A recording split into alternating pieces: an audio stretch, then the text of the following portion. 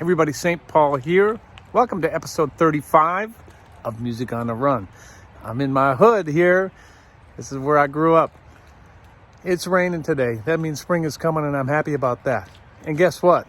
My next guest, he's like my little brother. Bryan White is next on Music on the Run.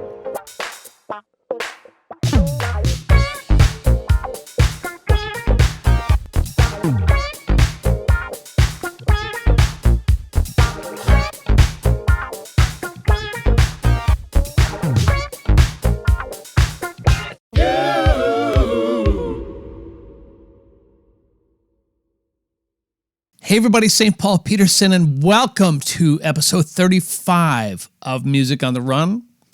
Sitting here back in the basement. You know what? It's warming up finally here in Minnesota. The snow's melted. Feels finally like spring. And I've been out running a bunch. I finished my first in-person race, 7-miler, and my time wasn't too bad for an old geezer. I'm really happy with it. I'm just got to put some more miles in. Get my base, and maybe I can convince our next guest to come up in September and run either the half or the full marathon here in the Twin Cities. Anyways, my next guest is a CMA and AMC and Grammy-winning singer, songwriter, producer, drummer, and guitar player. He's got 6 number 1 singles to his credit. He's a runner as well, an outdoorsman. And he hosts his own podcast, and he's one of my dearest buddies on the planet. Please welcome Bryan White. B-Dub in the house. It's so good to be actually talking to you. We've been trying to lock this down for, I'm embarrassed to say, way too long. I mean, I didn't even want to say how long. It's been a long time. I've been trying to track you down. You're a busy guy. You are too. I know. It's how can you be busy in COVID? What did you do? What have you been doing? Fill us in. Gosh, where to start? I mean, obviously, the onset was scary for all of us. We lost all of our work. I think it pushed us all out of our comfort zone in a good way. I just started doing a lot of virtual things, that I probably wouldn't have thought to do otherwise. I started doing a lot of, VIP meet and greet concert type things. And then I did some, live performances via Facebook, and that was kind of in the beginning. And then I've been doing a lot of, philanthropy work with a great healthcare system in Spokane, Washington. And it's been super fulfilling to be doing that kind of work, which is, connecting them with potential partnerships and helping them with some of their musical events that raise money for mental health and cancer research. And so I've been doing a lot of that kind of work too. Stuff that's really fulfilling, when you lay your head down at night, you're like, man, I'm so honored to be a part of that. For instance, like recently, I think you probably saw some of it, but it was kind of my first event to co-produce, and it was called Heartstrings for Hope. And it was, I worked with the Grammys and Multicare Inland Northwest Foundation, and it was a virtual concert of over 25 artists from all these different genres, from Jordan Fisher to, Tim McGraw. I mean, just literally across the board. And it was somewhere in person. We recorded some of the live performances at the Virgin downtown here in Nashville. And then those who couldn't be a part of it physically, couldn't be there, they sent in a video, and it was all for mental health. And so I've been doing a lot of that kind of work because that's, you know a little bit of my story. So that the mental health stuff is something that's really close to my heart. And so when you're doing that kind of work, it doesn't feel like work because you're so passionate about it. So, I've been doing a lot of that. And gosh, I don't know what I'm on a tour right now with a couple other artists. Oh, and great. It feels good to be back out on the road. And so just kind of, I've been busy. So I'm grateful to say I've been busy. And you're in that beautiful house in Nashville where now, full disclosure here, Bryan is like my little brother, okay? And I've stayed with him. We've worked together. We've toured together, the whole bit. But how are Erica and the boys? They are actually really good. I say that, but, the reality of our past year, we've all had, seasons where we haven't been as good. It's been a trying year for all of us, and we've all had our moments and our months that were very big struggles for all of us. But today we're good. My family's good. I just can't believe how fast my kids are growing. I've almost got a senior, pretty close to having a senior. And they're just big, super athletic kids that inspire me. And, of course, having teenagers is challenging, as you know. You're way ahead of me on that. But my wife is great. We're all great. We just keep moving forward. Please give everyone my love. And please save that bedroom for me, because I got to get back down to Nashville. We got to run. We got to hang. We have a lot of catching up to do. Oh yeah. Hey, by the way, I've been doing pretty well running too. I think I'm like you. When you don't have a goal of a race to look forward to, sometimes you have a hard time being motivated, or at least I do anyway. So you said are they having the race? Yeah. Are they have the races this fall? They just announced about 3 races. So I just told the people at the top of the show that I ran my first in-person race. I think it was called the Shamrock 7. And, look, I'd like to be able to tell everybody that I've been running 45 miles a week, but I'm not. So I was very happy to finish. And I actually finished in a time that was respectable. But the most fun for me is the camaraderie of going with the geezers of gear. I was with my buddy Bill, and showing up and seeing other people. And even though we couldn't get near each other, and it was super safe, I felt super safe. We had masks on at the beginning. I made sure not to get anybody's way, and they limited the entry. And I thought they did a fantastic job. But you're absolutely right. Just having something to look forward to, something to train for, it's a mental thing for me.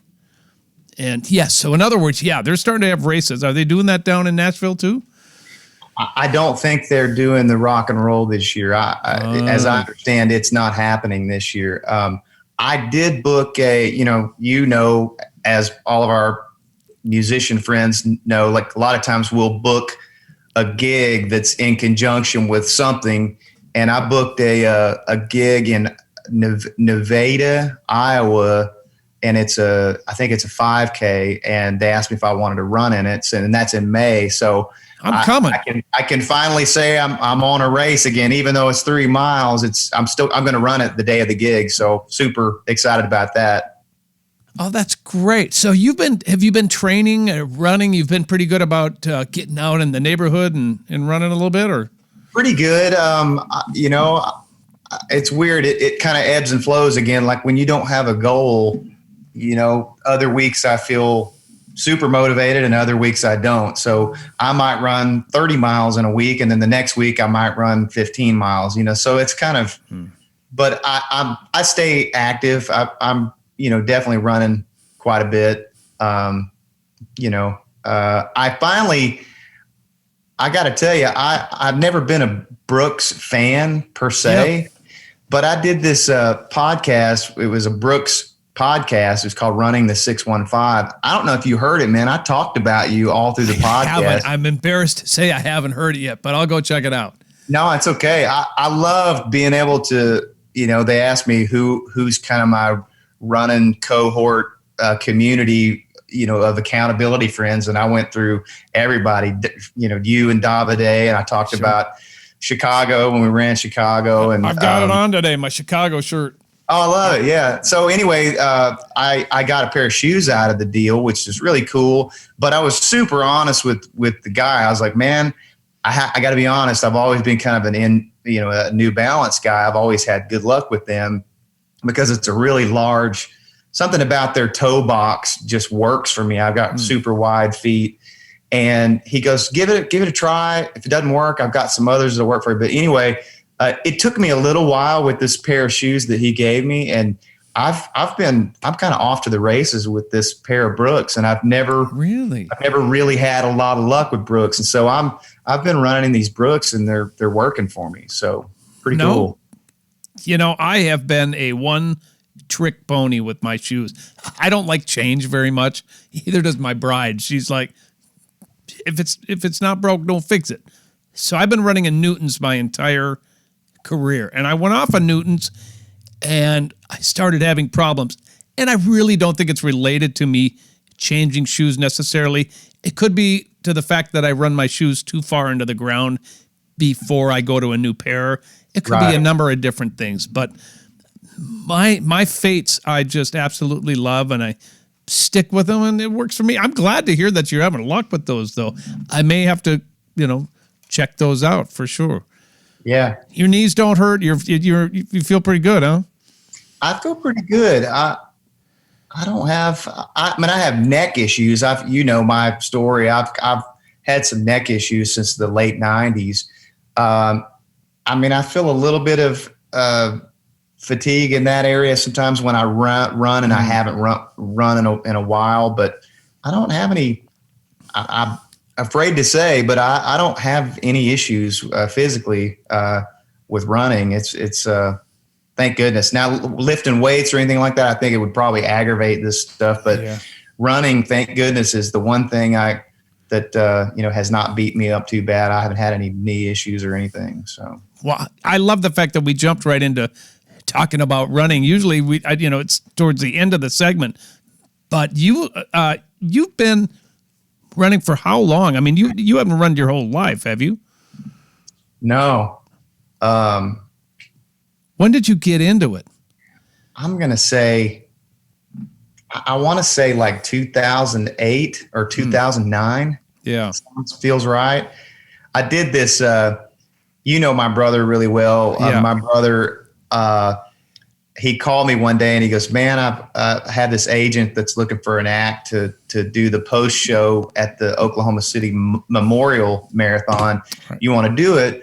And so I said, yeah, I'd love to do it. And he goes, well, let's run the race. And I was like, get out of town. No way. I'm not. No way. I hate running. And he somehow over the course of 2 or 3 weeks kind of coaxed me into it. He guilted me into it because he said, well, let's do it. And let's raise money for Food for the Hungry, and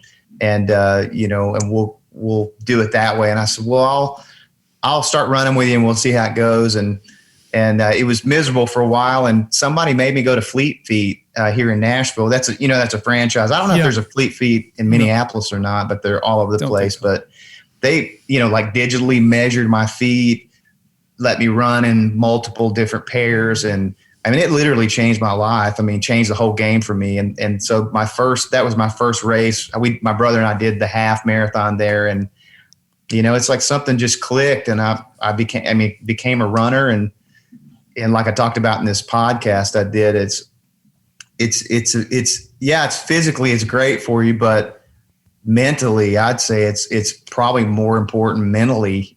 Running is like this tool that I have now. Like if I'm having this really crappy day, I can always go out and run, and it doesn't make everything go away per se, but it kind of helps things. It helps you to deal with things a little bit better. Like you told me a long time ago, you just got to move your body at least 25 to 30 minutes a day, and it's just a nice tool to be able to have to sort of, go out and air it out and make yourself better, Right. So when you're on the road, do you give yourself a chance to go out and run when you're out playing? I do. I mean, if I, normally, it's like load ins 2, you maybe check between 3 and 4, and then you've got this window of time until you got to be back, to the venue or whatever. And then usually in that time is when if the weather's bad or I can't find a good route, I'll do the treadmill. I don't know if you're like me. I hate the treadmill. I can't stand it. It's not my favorite place to run. Hate it. Yeah. But yeah, I do. I do try to run when I'm on the road, especially on performance days. I think it really helps me a lot to go do that workout before I go sing. That's so funny because there's been other schools of thought on that, because I asked this question to a lot of the people who come on here. And some people will say, I don't want to run on a school day, or whatever you want to call it, or show day, because they think that takes your mind off your focus. And to each their own, of course. Sure. I'm of the mind, we're like-minded in the fact that I think it enhances my ability to focus for the show. So, and what it does is it clears my mind, it gets me away from my phone, and for me, it does the same thing as it does for you, and it just helps with the stresses of everything you've got to do. Now, look, you're the star, and you have so much going on. Do you wish that you were running back, like in the early 90s and mid 90s when you had all these number ones and the pressures of the business? Do you wish that you could have told yourself, man, you should have, someone could have told you that you should have run in those days? Absolutely. I think it would have really helped me mentally during all that, because, somebody that young carrying that weight, and, a lot of people don't know how hard it is to have that much focus on you when you've got this immense pressure to, you've got this 90-minute show and you're playing an arena or whatever, and all these eyeballs are on you. That's a lot of pressure to deal with. And I think that would have definitely helped a lot to had that tool of being able to go out and run like that. Did you do anything back in those days, physical? Did you have enough time? I'll tell you, one of the guys that was a major influence on just working out, period, and which is how we know not how we know each other, but I know him because of you. Joey Finger was a huge influence on me. He was kind of remember that old Merry Melodies cartoon? I'm going to date us here, but remember it was like the big bulldog, his name was Butch, and the little dog was always messing with him. He was like, hey, Spike, come on, let's go. That was Joe. Joe was like nudging me in my bunk going, hey, they got a nice workout facility here at the hotel. Let's go. I mean, he was just on me all the time. And he was the one that sort of taught me how to work out correctly. We did do some running back then, but I remember it just being loathsome. I mean, I hated every second that we ran. And I think it was my shoes more than anything. Wow. I had no idea how much of an importance shoes played in that, or I may have become a runner back then. But Joe was a big influence on me, health-wise and workout-wise.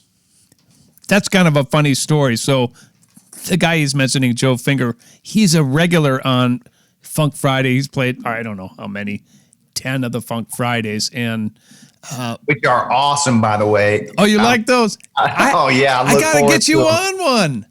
You gotta play on one. Oh, well, that's gonna happen. All right. So Joe is a dear friend of mine. He's living in LA.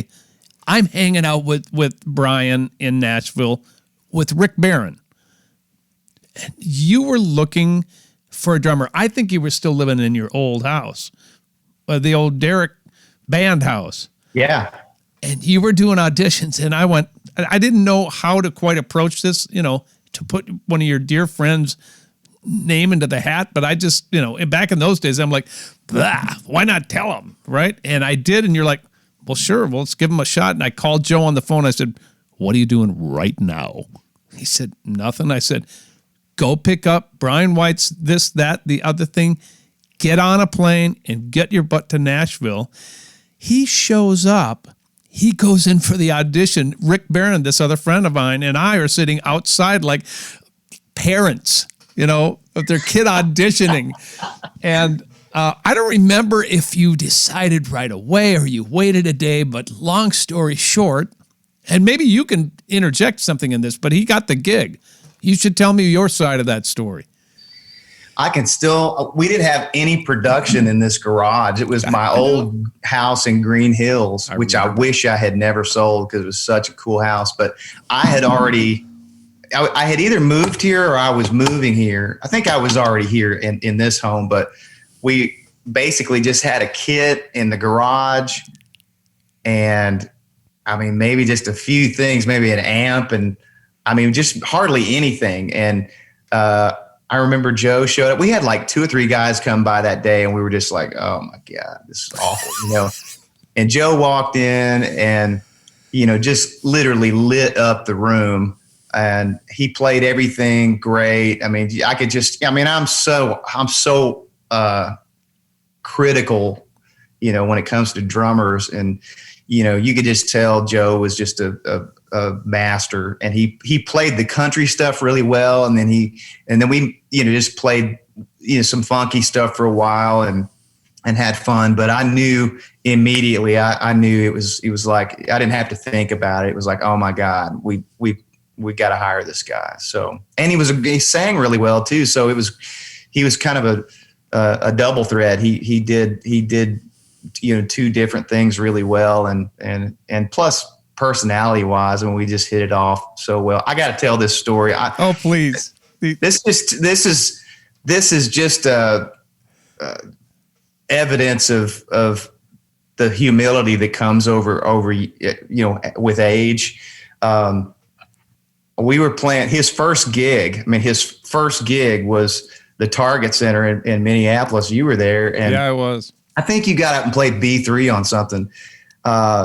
And we didn't really know each other that well yet. We were all kind of getting to know each other, and Joe did so well. It was such a fun, just epic gig. And I said something so stupid on stage. I said, "It's so great to be in the land of 1,000 lakes." And it was like crickets, man. It's like a sea of crickets, like nothing. People just kind of had that. Did he say 1,000? And then after we're done with the gig, I come back in the locker room and Joe, we're all kind of unwinding and talking about the show. And Joe is like hysterically laughing. And he tells me later nowadays, he was like, I was afraid, I wasn't sure whether to say anything or laugh about it or what, because he said, I didn't know you. I didn't know if I was going to get fired if I said anything. And he goes, dude, that land of 1,000 lakes. And I was just like, what? He goes, dude, it's land of 10,000 lakes. And I was mortified. I mean, back then I was so self-conscious and it just mortified me. And he put his arm around me and he's laughing. I mean, I know you can see that laugh. Of course. And Joe's got his arm around me. He goes, don't worry about it, man. You're only off 9,000. Don't worry about it. Oh, yeah, that's so good. And I that was always that guy too. If there was something that could be said wrong or the wrong city, or I was always that guy. So I've got one more for you. Okay.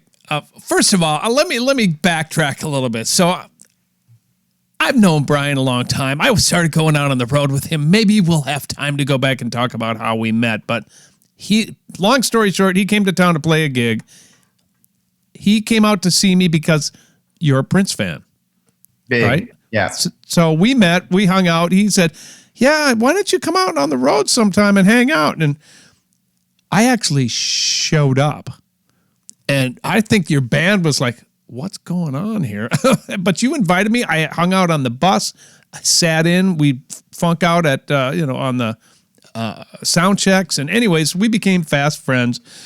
And so I'd pop out from time to time. And there was one other story that is so classic. And hopefully this is still funny to you. But I'm scared. I don't know what it is. You did a gig in Memphis. Oh my God. And we had a little spelling problem with the word Memphis, and you were singing about it on stage. Let me hear you say Memphis, Memphis. Yeah, that made me so proud. I was so proud. God. I'm like, I'll never forget that. We were going into a tune, but we were playing, We were playing high fashion, bro. Were you really? You were playing high fashion at like leading into one of my songs because we were like, oh man, we'll really impress Paul. We'll be playing one of his songs. You know, I was that way. I was always trying to sort of nod the hat to people I respected, which you were. I was immediately a huge fan of yours, but and we did that whole thing, and I was kind of chanting Memphis, but I spelled it wrong. And you came up on the bus. You had a manager or something with you, I remember. And you came up on the bus, and you were like, guys, it sounded awesome. It was great. It's so awesome. I mean, you loved the show. It was great. And like you had this elation going on, and then like just like your poker face, you were like this, and then you went, Memphis?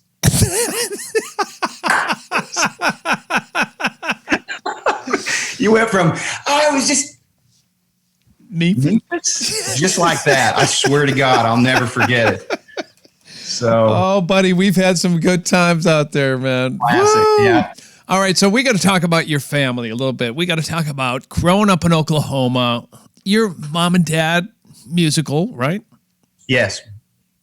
So did they groom you intentionally to become a professional musician, or were both professional musicians? Is that right? Correct. Okay, so music is around your house all the time. What kind of stuff are they playing at this point in time when you're a kid growing up?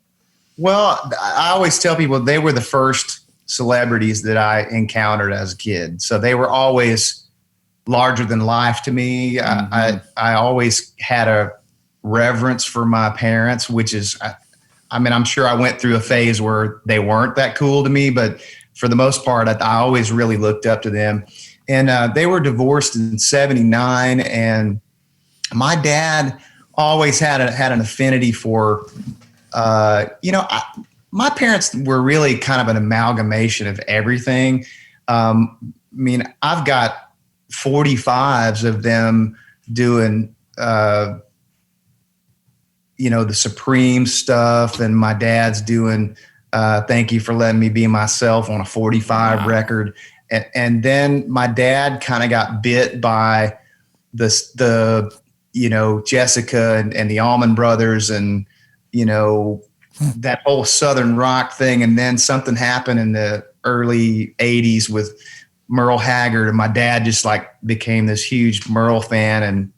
And then my mom was always a huge, they had to play all this different style of music because they had to eat. So, I would be at my mom's house one weekend, and my mom would be learning and writing down the lyrics to, Kenny Loggins stuff, from the Vox Humana record. And, sure. And then, my dad's working on, I'd go to his house and I'd hear totally other side of the, fence as far as music goes. And so I grew up kind of in this melting pot of so many great things. And I really attribute that to why my records have always sounded the way they sound, and kind of my vocal style was kind of this, it came from all of that stuff. But no, they didn't coach me to be a musician necessarily. They weren't the type of parents that were like, what are you going to do? Or, like you need to really practice harder, or, it wasn't really that. I think they knew that I had a musical sense about me early on. And I think sometime around my 10 or 11 or 12 age, I started kind of jumping in and playing drums with my dad every now and then my mom every now and then. And so I think that was sort of the first little kind of nod from them that, hey, you've obviously, they're not going to ask you to be a part of something if it's awful. So, yeah. That was kind of their way of giving me that first little, word of affirmation, was letting me be a part of what they were doing. And then I got better and started getting into playing guitar and singing and wanting to write songs, and developed, my vocal style started happening. And, but I wouldn't say they were grooming me necessarily, but but maybe they were indirectly, you know. They were giving you the opportunities that just one of the byproducts of that. Like your whole family, it's the same thing. You know, you had to start somewhere, and they, you know, I have so many very vivid memories of just playing in clubs and different things with my parents. And I remember it just being just being asked to go play was such a, I mean, you know how that feels when you're young. I was just like, oh my, you know, my whole day, my whole week was anticipating that one night. I just couldn't wait, you know. Did you do that all through high school then? I did. Okay. And when did you decide that this is really going to be my call, or this is my calling? I need to make my way down to Nashville. Was that something that happened right around those times, or when did that decision making happen? So I heard this guy named Steve Warner when I was about 14, and that was a real defining moment for me too. He's kind of, to me, I always explain to people that don't know anything about Steve, I'll say, well, he was kind of my Glenn Campbell. He was really a triple threat. Mm-hmm. Great vocalist, great tone, great phrasing, exceptional guitar playing, great, you know, songwriter. I heard him and something sort of clicked for me. I kind of had my muse, if you will. I went, oh, that's what I want to sound like, and that's the kind of music I want to make. Mm-hmm. So that was a defining moment for me. When I was 17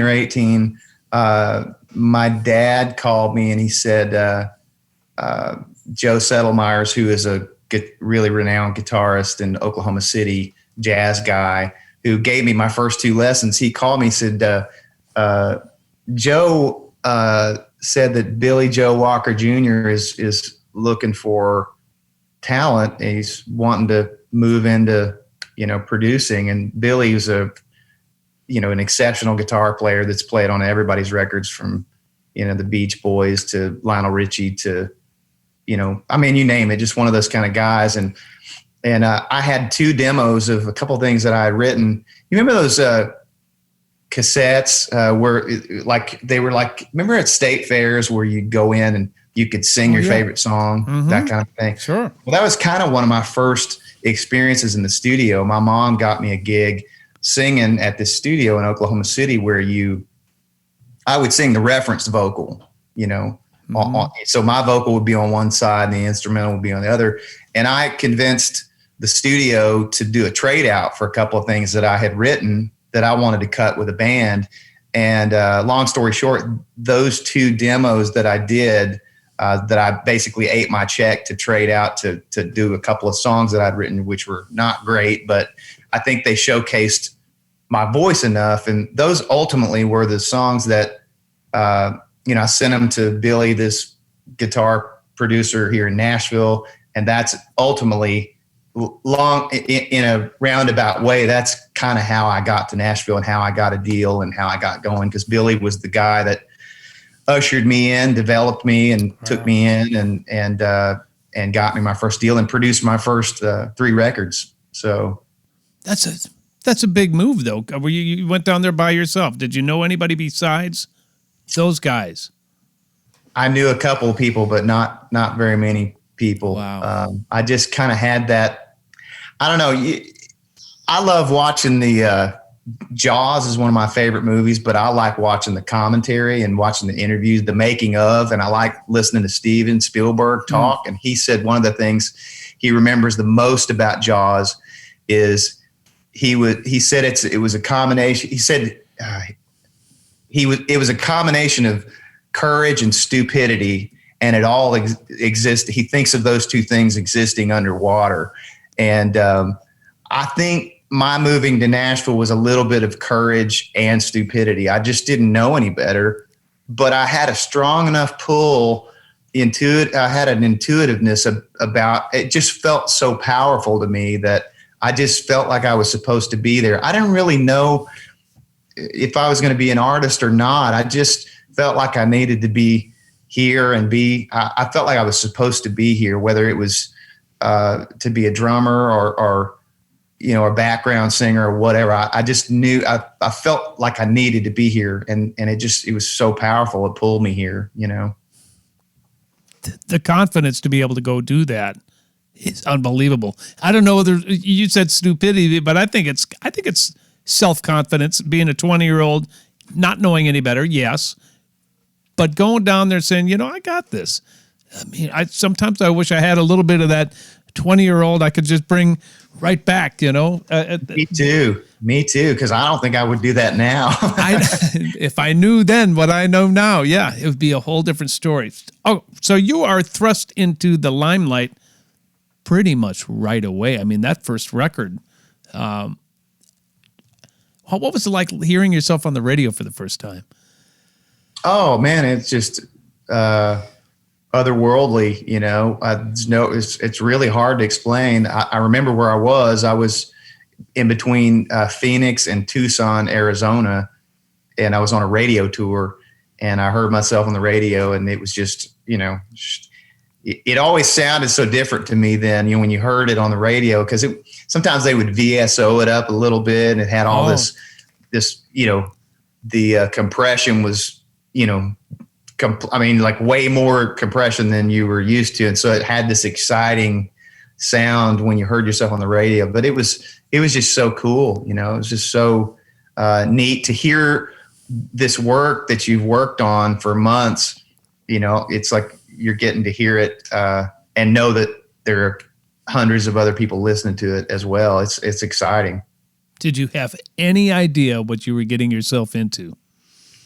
I had no idea. Absolutely no idea. My brass ring then was I got a record deal, and I got to cut a record, and my parents, I remember the label asking me where I wanted, CDs mailed to and posters. And I specifically mailed them to my mom and my dad and my grandparents. And right. To me, that was it. I was like, okay, well, I got to show them that I came all the way up here and I did this. I did it. Yeah. Yeah. That was the full manifestation of my dream right there. So I didn't even think past that, Wow. Did you have fun during those initial years? Do you recall that as being a fun point in your life? Wow, that's a great question.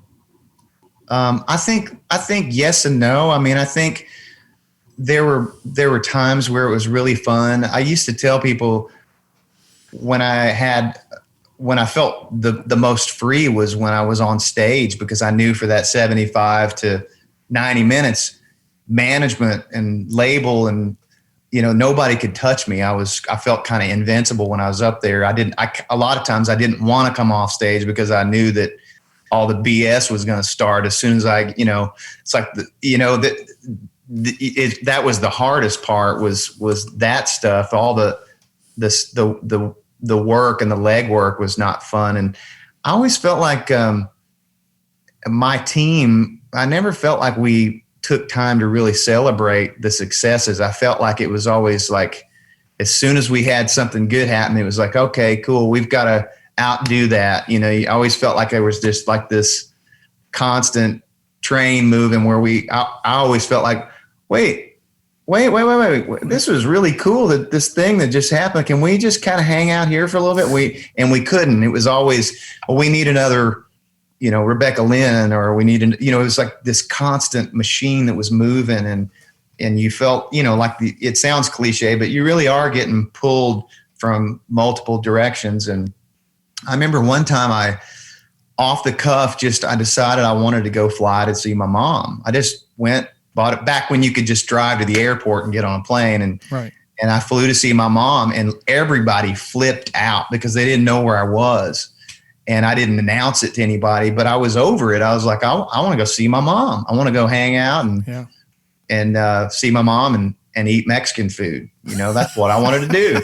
And people literally flipped out, but I'm kind of going off on a rabbit trail here, but I think there were moments that were really fun. I mean, times like, when you would come out on the road and we just knuckleheads just goofing off and going to eat sushi, and, long sound checks where we just played whatever we wanted. That was the stuff that was fun. And yeah, but it was the pressure type stuff, the tedious, the legwork kind of really, that kind of stuff that kind of wore me out, that I wasn't really strong enough back then as a personality to step in and go, I need a break. And I think if I could go back, that would be the one thing I would have done a little bit more of, was just say, you know what? I mean, work hard until it's time to release your record or whatever. And just I wish I would have allotted more time for, a little more me time back then. Well, you were on top of the world, #1 hits, lots of award shows, a Grammy. Hanging out with St. Paul. I mean, come on. Hey, you and I had a lot of fun. You know what? You did take time out to hang out with me. Hopefully that was fun for you. But we really, I think in those days, you needed someone to tell you it was okay to have fun and just quit for a minute and hang out with your buddies. I mean, you were really always, if I remember correctly, always super tight with your band. And you guys were complete knuckleheads, which of course I loved and fell right in with. So did that really become your family out there and your support system? Was it your band that helped you out? Yeah, I think so. They were always the people that just told me like it was. I mean, sometimes we would all get in, arguments because,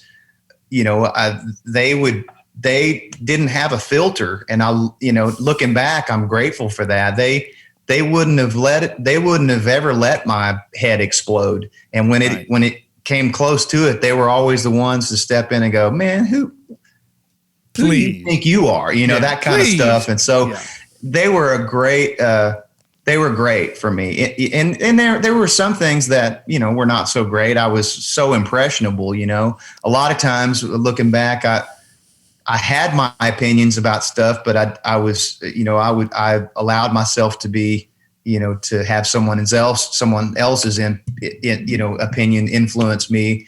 But I was young. So, but very grateful for the tightness of the band. And we were competitive. We were really competitive when we did shows with people. We had something to prove. We had a point to make. And, I think that was good. I think that showed, and we weren't like vindictive or like mean about it. We just wanted people to know that we were the stuff. We were the deal, What a great period of time. It's been so fun to be sitting in, being your big bro and watching from the time that you came and saw me, was that the early 90s? All the way through those great, wonderful, successful years, and then some of the not so successful years, right? Right. And that's what the journey is in the music business. It's not just glitz 24/7. I mean, there is it's a tough life, man. And for me watching you go through the great stuff was wonderful. It's hard for your big bro to watch you go through the struggles that you went through, and you're very transparent about that. And I've looked at interviews in the work you're doing now. Even I think it's important for people to know that it's okay to talk about depression and deal with that. Were you ever embarrassed to talk about that, or is that something you're just like, hey, I need to talk about this now. I want to get better. How does it? I think I was, definitely afraid to be transparent in the beginning, beginning of the 2000s. But I think, again, certain things come with age, and I've been through a good amount of therapy that's sort of helped me to be more comfortable and about talking about it and realizing that you only get better by talking about it, and for all of the believers out there, we disarm the enemy every time we talk about it. So I think a little bit more freedom comes to all of us when we are able to share what we're going through with other people, you know. How do you think you've got through that period? Besides talking about it, was it your faith that really helped you? My faith was a big part of it. You know, my wife, my friends, you and I have so many things in common. Oh yes, with regards to, you know, our voice and certain things that we've dealt with, and it helps so much to find common ground with people. You know, I mean, I have so much empathy for people that struggle with certain things in their life. My heart really goes out to them, and I think you unless you have some sort of thing that you go through, you look at life differently, and you look at people, and you kind of want to carry people's weight because you already know pain and you know struggling. So you're like, what can I do to help you? You know? So yeah. I think it's great that you're so transparent and giving advice and being open about it. Because you're right. It's the only way that we get better. And I don't mind saying anything about it too, Paul. I'm sure your listeners are like, what's he talking about?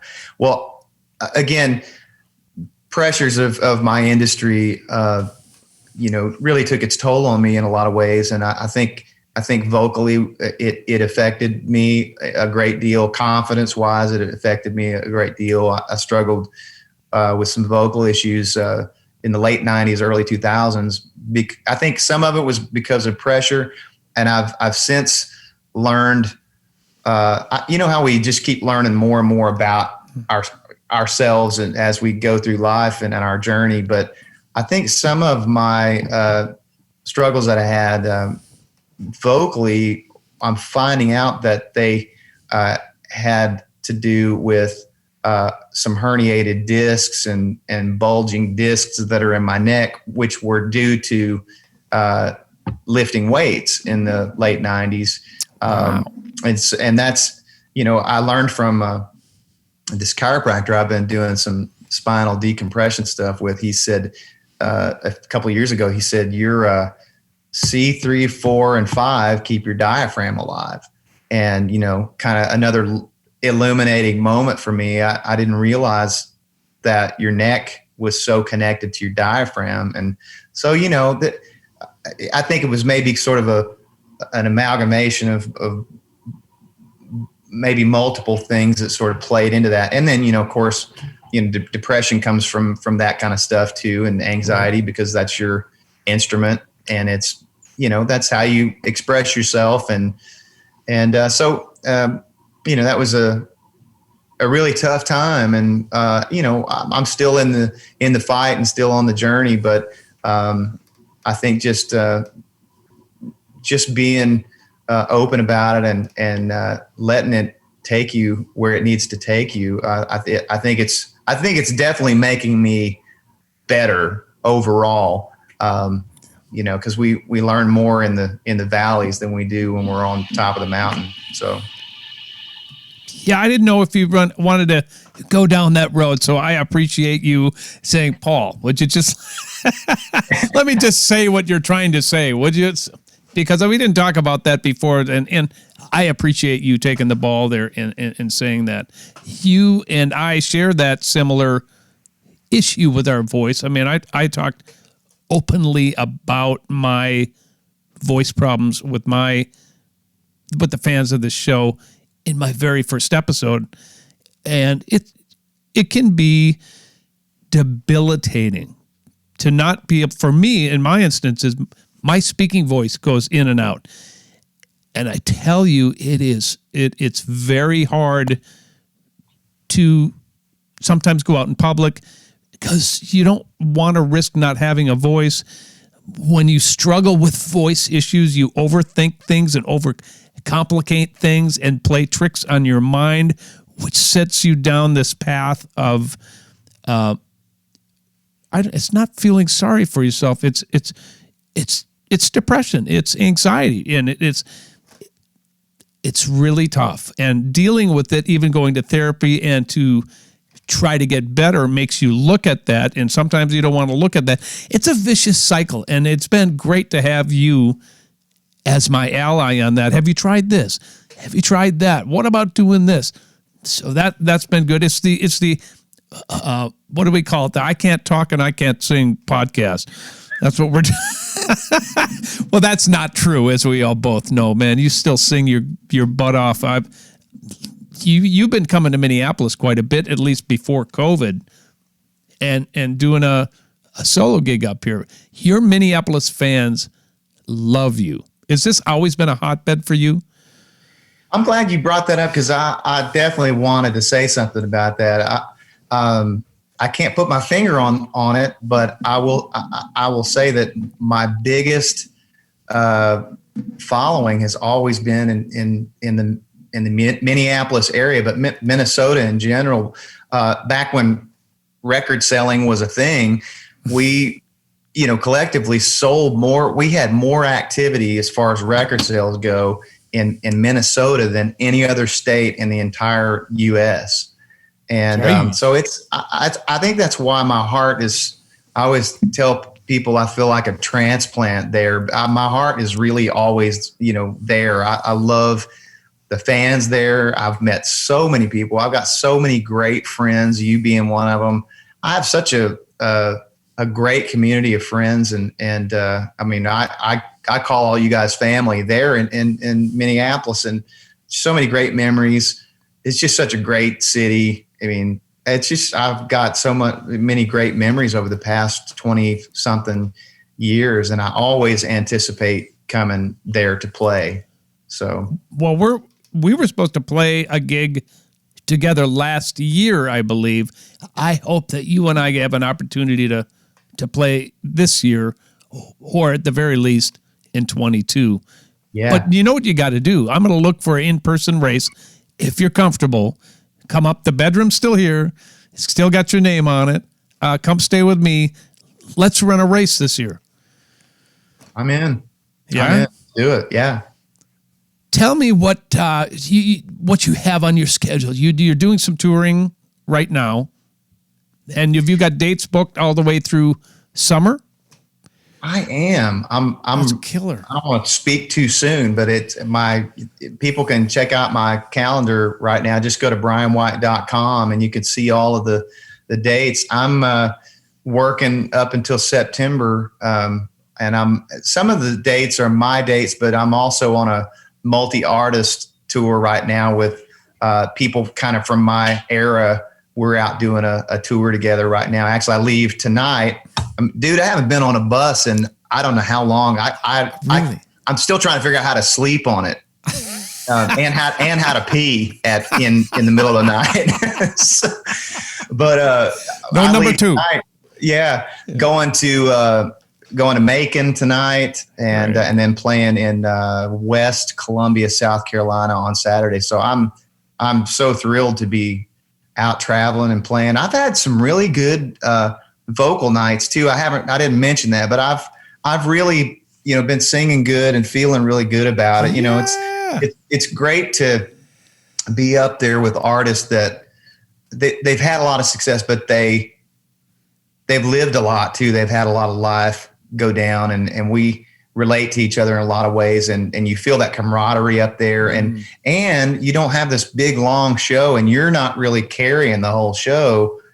You're all doing it together, and you're playing maybe 5 or 6 tunes, and so it's really a fun experience. Sounds like fun.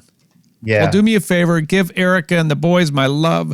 Please come up to Minnesota. You know how we love you here. You are family. You are my little bro. Ladies and gentlemen, Bryan White. That's going to do it. Thanks for having me. Oh, I love having you, man. And we'll be seeing you really soon. I just want you to know I'm butting in here, and that's so rude of me. That's okay. Not very Southern of me, but I was at my wife and I were at my kids' track meet yesterday here in Brentwood, and we were walking before the race started, and there was a front bumper with the Prince symbol on it, and it was purple. And I should have took a picture of it and sent it to you. And I looked at the girl, and I was like, I just kind of gave her the thumbs up, and I said, I bet I've spent more money than you have on his records. And she goes, I don't know. It was just a great moment. So just let you know, there's a purple family here in Nashville too. I'll come down there and play my show then. Come on, let's do it. I'll play tambourine or tour manage. You can do all the above. Thanks, little bro. You too. That's it for this episode of Music on the Run, number 35. My great friend, Bryan White. We'll see you in a couple of weeks. Music on the Run was hosted by yours truly, St. Paul Peterson. Edited and produced by my buddy, Davide Raso. Artist relations by Owen Sartori. Video editing by Tanner Montague. And a very special thanks to the people who financially support this podcast. And remember, make a difference in someone else's life today.